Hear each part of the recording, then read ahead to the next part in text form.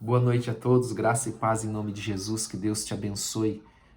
Deus abençoe você que está aí nos esperando, você que vai estar mais tarde, amém?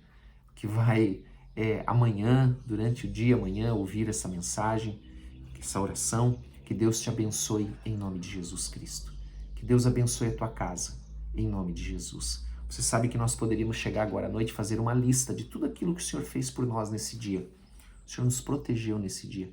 Quantas coisas do Senhor te livrou, me livrou e nós nem sabemos. O Senhor nos deu saúde. O Senhor deu tudo aquilo que nós precisávamos. Não faltou nada. Por isso nós estamos aqui. Por isso eu e você estamos aqui, porque até aqui nos ajudou o Senhor. Amém? Glória a Deus por isso. Eu quero convidar você a abrir a tua Bíblia lá na Epístola de Tiago, no capítulo 3, nós estamos seguindo, né, a Epístola de Tiago, lendo, meditando e orando, né? Como eu tenho dito, nós temos feito uma leitura e temos tentado fazer uma explicação bem simples e rápida, amém? E oramos no final. Lembrando que a palavra de Deus ela é inspirada pelo Espírito Santo. Pastor, como que funciona isso? Então, Deus, ele através do seu Espírito, inspirou homens para escreverem a Bíblia, para escrevê-la, né? Escrever os livros, escrever os evangelhos, as epístolas. Então toda a Bíblia ela é inspirada pelo Espírito Santo. E a epístola de Tiago, ela é uma epístola muito prática, como eu disse. Ele usa aquele exemplo do espelho, né? Nós vamos à frente do espelho, nós nos vemos e percebemos aquilo que está fora do lugar e arrumamos. Não é verdade? Não é assim que funciona? Né? Principalmente as mulheres. Né? Apesar que eu também fui lá dar uma olhada no meu cabelo, estava todo, né, todo desarrumado, tive que, né, passar uma água nele para baixar. Molhar o cabelo para poder baixar um pouquinho. Então, nós temos que aplicar a palavra de Deus dessa mesma forma, dessa mesma maneira nas nossas vidas. O que é que eu preciso mudar? O que a palavra de Deus está me chamando para mudar? Amém? Então, no Epístola de Tiago, capítulo 3, nós vamos ler agora. Eu quero que você leia comigo, a partir do verso 1, que diz assim: Meus irmãos, não vos torneis muitos de vós mestres, sabendo que havemos de receber maior juízo. Então, ele está falando de uma maneira bem clara daqueles que se dedicam ao ensino da palavra, daqueles que se dedicam ao ensino das Escrituras, que eles serão cobrados por aquilo que eles ensinaram. Eles não podem nem acrescentar nada e nem tirar nada.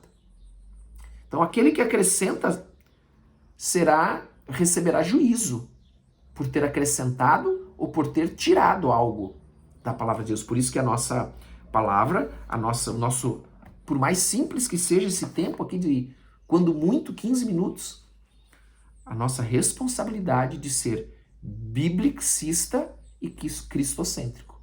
Ou seja, eu só ensino o que está na Bíblia e o nosso foco é Cristo. Nosso alvo é Cristo, nosso Salvador é Cristo. Não há outro caminho que não seja Jesus Cristo. Amém? Então, nós temos essa responsabilidade, mas eu posso também puxar essa responsabilidade para você mãe, para você pai, para mim. Nós temos uma responsabilidade sobre nossos filhos, por exemplo. Ah, mas eu não me dedico. Mas o que nós estamos ensinando para eles? Amém? Veja bem, eu sei que isso sempre gera dúvida. Ai, pastor, mas eu não sabia. A Bíblia diz que o Senhor não leva em conta o tempo da ignorância. O que é o tempo da ignorância? Eu não sabia que aquilo era errado. Por isso eu fazia. Por isso eu ensinava. Mas a partir do momento que eu conheço, Jesus até diz, se eu não tivesse vindo e não tivesse lhes mostrado a verdade, mostrado o caminho, eles não teriam culpa, mas agora eles sabem. Agora eles têm pecado. Agora eles estão sujeitos a julgamento, porque eles conhecem, não aceitaram e continuam ensinando o que é errado. Então nós temos uma responsabilidade a partir do momento que nós aprendemos, que o Senhor nos ensina. Por isso que cada um tem um tempo diferente com Deus. Né? Eu não posso cobrar do João da mesma maneira que a Maria, porque o João está vivendo um tempo com Deus e Maria está vivendo outro tempo com Deus. Entende? Cada um tem o seu tempo. Assim como aquele que se converte, que eu sempre uso esse exemplo do neófito, O que é o neófito? O neófito é o novo convertido. Então, o neófito é aquele que se converteu agora, que está aprendendo a palavra de Deus agora. Você não vai poder cobrar coisas de alguém que já está há 1 ano, há 5 anos, há 10 anos, né? Caminhando na palavra de Deus, conhecendo a palavra de Deus, aprendendo com o Senhor. Amém? Versículo 2, nós vamos ler agora uma sequência aqui, né, de versículos. Depois eu explico. Porque todos tropeçamos, é o meu cachorro, não se preocupe. Porque todos tropeçamos em muitas coisas. Se alguém não tropeça no falar, é perfeito varão, capaz de refrear também todo o corpo. Eu preciso fazer um parênteses aqui, porque Tiago aqui usa um modelo bíblico, um exemplo bíblico. Que a boca fala do que está cheio o coração. Que o que contamina o homem não é o que entra, mas é o que sai. Porque da boca procede, né, os maus desejos que estão no coração, né? O coração, ele é representado como este centro, né? Este centro da nossa vida. Então a boca, ela externa aquilo que está no nosso coração. Então, isso é uma verdade bíblica, como eu sempre digo, né? A Bíblia, ela se complementa, ela não se contradiz em momento nenhum. Então ele diz assim, ora, se pomos freios na boca... Se pomos freios na boca dos cavalos para nos obedecerem, também lhes dirigimos o corpo inteiro. Observai igualmente os navios que, sendo tão grandes e batidos de rijos ventos por um pequeníssimo leme, são dirigidos para onde quer o impulso do timoneiro. Então, né, ele está dizendo ó, que um freio no cavalo, na boca do cavalo, ou um pequeno leme dirige todo o corpo do cavalo, dirige um grande navio. E no versículo 5, aí ele começa a falar da nossa língua. Ele diz assim, assim também a língua, pequeno órgão, se gaba de grandes coisas. Vede como uma fagulha põe em brasa tão grande selva. Só precisa de uma faísca. Só precisa de uma palavrinha mal colocada, dita na hora errada, da forma errada. Às vezes até é certo, mas está sendo dita da forma errada. É como aquela faísca num campo seco. Incendeia todo o campo. E criam confusões, discussões, brigas, divisões, separações, né?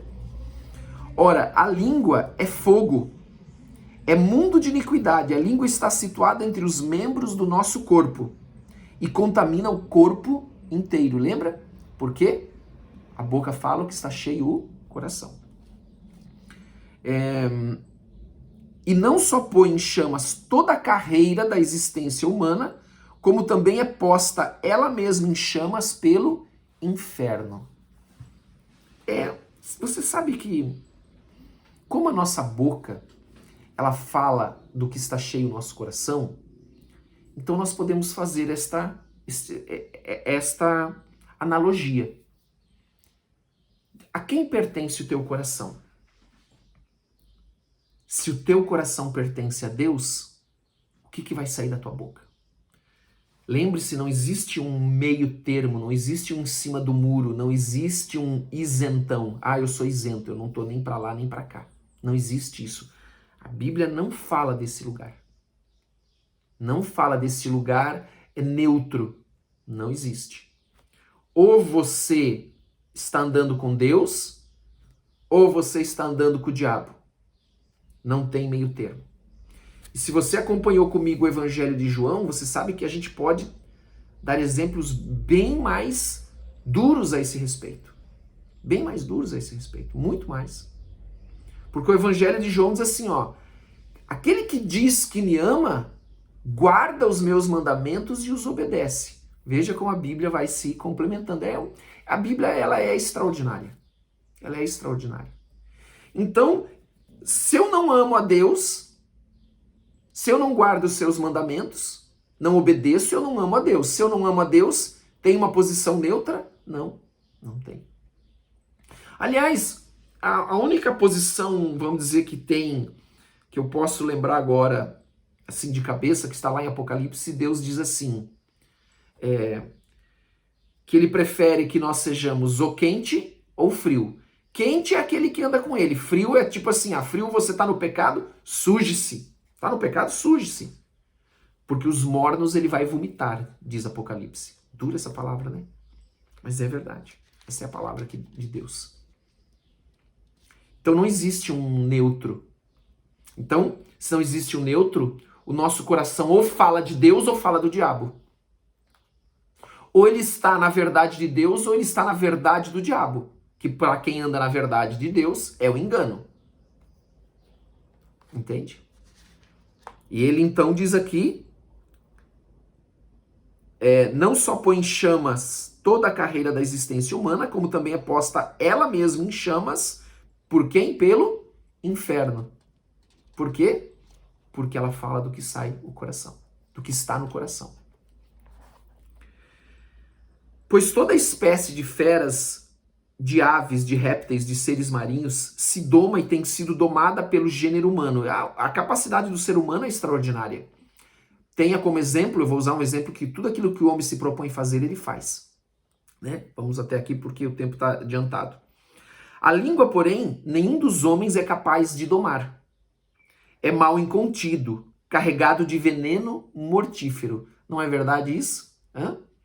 Quanta confusão, quanta briga, quanta coisa poderia ser evitado se não se tivesse dito aquilo naquela hora. Se naquele momento tivesse ficado com a boca fechada. Davi fala isso, Senhor, põe guarda a minha boca. Com ele bendizemos ao Senhor.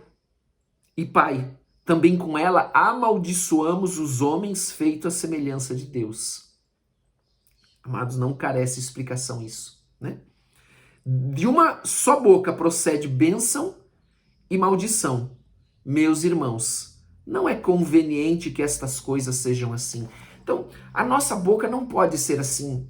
Eu vou, por exemplo, você vai na igreja, você vai na missa, não importa onde. Lá você fala glória a Deus, graças a Deus, em nome de Jesus, assim seja, o Senhor seja louvado. Mas quando você sai ali, você começa a falar mal de homens, de mulheres feitos à imagem de Deus. Você começa a amaldiçoar, você começa a denegrir. Você usa a tua boca para abençoar e para amaldiçoar. E a Bíblia está dizendo, não convém que seja assim. De uma só boca procede bênção e maldição. E eu já disse isso. Nós vamos comer do fruto da nossa boca. Ou vida ou morte. Ou bênção ou maldição. Então nós temos que cuidar com o que sai da nossa boca. Ter muito cuidado. De uma só boca procede bênção e maldição. Meus irmãos, não é conveniente que estas coisas sejam assim. Acaso pode a fonte jorrar do mesmo lugar o que é doce e o que é amargoso? Não é, né? Você que tem poço na tua casa, né? Ou quando eu era criança, eu lembro de poço na casa da minha avó, né? Nós íamos ali do lado da casa da minha avó, ela tinha um poço dentro de um rancho. Então, nós, no calor do verão, nós puxávamos aquela água fresquinha, ela era boa. Sempre ela era gostosa. Não havia um dia que eu ia lá e puxava daquele poço uma água ruim, amarga. Não, ela era sempre boa. Sempre ela era geladinha, fresquinha. Né? Então é isso que ele está dando. Ele está dando exemplos práticos para nós. Acaso pode jorrar pode a fonte jorrar do mesmo lugar o que é doce e o que é amargoso? Acaso, meus irmãos, pode a figueira produzir azeitonas ou a videira figos? Tampouco fonte de água salgada pode dar água doce. Amém? Então a nossa boca deve ser usada para abençoar. Quando eu comecei lá atrás esse estudo, eu falei muito sobre a boca. Muito sobre vigiar o que sai da nossa boca. Amém? E você vai ver que não é fácil. E você vai concordar comigo ou melhor, você vai concordar com Tiago no que ele escreve aqui. Que ele é um pequeno membro situado no nosso corpo. Mas ela pode inflamar, incendiar toda a carreira humana e ela é incendiada pelo inferno. Por isso nós precisamos vigiar, orar e clamar a Deus. Sempre e principalmente ter o nosso coração nas mãos de Deus. Ou entregar o nosso coração para Deus. Porque da nossa boca vai proceder aquilo que está cheio o nosso coração. Amém? Vamos orar então? Feche os teus olhos. Pai, em nome de Jesus, eu quero te agradecer por essa noite. Te agradecer por essa palavra, Pai. Meu Deus, como Davi põe guarda a nossa boca, os nossos lábios, em nome de Jesus Cristo. Nós pedimos perdão pelos nossos pecados, assim como temos perdoado aqueles que nos têm ofendido, em nome de Jesus, aqueles que nos ofenderam nesse dia. Nós os abençoamos e perdoamos em nome de Jesus Cristo. Meu Deus, nos ajuda. Nos ajuda a cuidarmos, a vigiarmos. Meu Deus, não adianta só nós vigiarmos a nossa boca se o nosso coração não pertence a Ti. Por isso nos ajuda, Senhor, a entregar o nosso coração para que ele seja todo Teu, absolutamente Teu, exclusivamente Teu. Porque daí da nossa boca vai jorrar aquilo que está no nosso coração. Entregamos o nosso coração nessa noite ao Senhor, em nome de Jesus. Porque é dali que procede todas as coisas, Pai, que saem dos nossos lábios. Abençoa cada um que está aqui, abençoa a sua família. Tira todo o fardo, todo o peso, todo o cansaço, dá uma noite de paz, de descanso, de repouso, cobre a vida de cada um com o sangue precioso de Jesus. E dá ordem aos teus anjos para cercá-los e guardá-los. Em nome de Jesus Cristo. Amém e amém. Deus te abençoe em nome de Jesus.